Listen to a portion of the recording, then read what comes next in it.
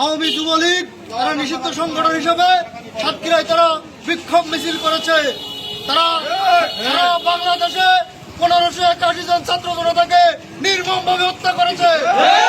তাদের বাংলাদেশে রাজনীতি করার অধিকার নেই।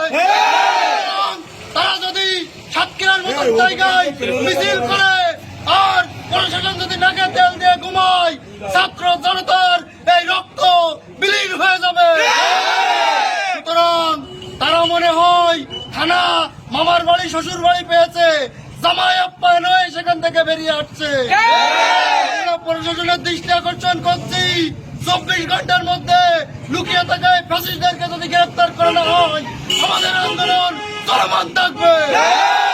তারা উপজেলায় নয়, সারা বাংলাদেশে আমাদের আন্দোলন চলমান থাকবে। প্রতিনিধি বড় ভাই রিপন হোসেন। আপনারা অবগত আছেন যে নিষিদ্ধ সংগঠন বাংলাদেশ আওয়ামী লীগ, ছাত্রলীগ, যুবলীগ তারা ইতিমধ্যে আমাদের সাতক্ষীরা জেলায় একটি মশাল মিছিল করেছে।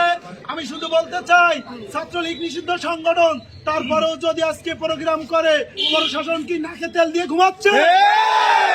কোনো আইনগত ব্যবস্থা না নেবে, যদি তারা কোনো আইনগত ব্যবস্থা না নেয়, আমরা বাংলাদেশ জাতীয়তাবাদী ছাত্র দল প্লাস ছাত্র শিবির প্লাস বৈষম্য আমরা একতাবদ্ধ হয়ে যেমন স্বৈরাচার শেখ হাসিনাকে দেশের থেকে বিদেশে পাঠিয়েছি, ঠিক তেমনই ভাবে প্রশাসনকেও কিন্তু দাঁত ভাঙা জবাব দেব।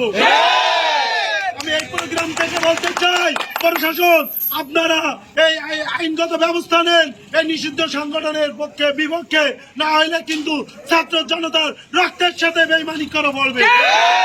আমি আমার কথা এখানে শেষ করছি। আসসালামু আলাইকুম।